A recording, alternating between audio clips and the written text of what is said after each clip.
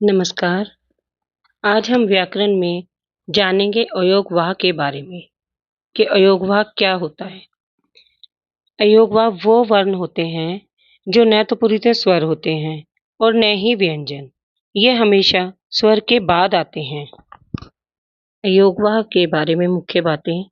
अर्थ पहले इसका कि नहीं, योग जुड़ना, वाह वहन करना यानी कि ढोना, जो बिना किसी योग के अर्थ को वहन करे। और दूसरा, इनकी स्वतंत्र गति नहीं है। ये स्वर के अंत में अवश्य लगते हैं, लेकिन स्वतंत्र रूप से इनका कोई उपयोग नहीं होता।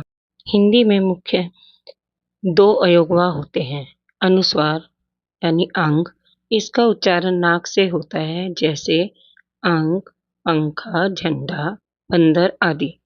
और दूसरा है विसर्ग, इसका उच्चारण ह की तरह होता है, जैसे अतः, प्रातः, नमः, पुनः।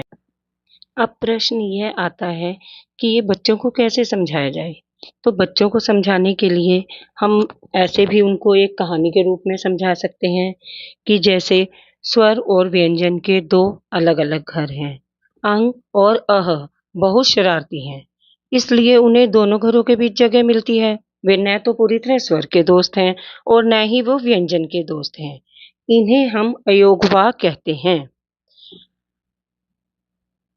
अगर ये दोनों के दोस्त नहीं है तो फिर इनका क्या काम है।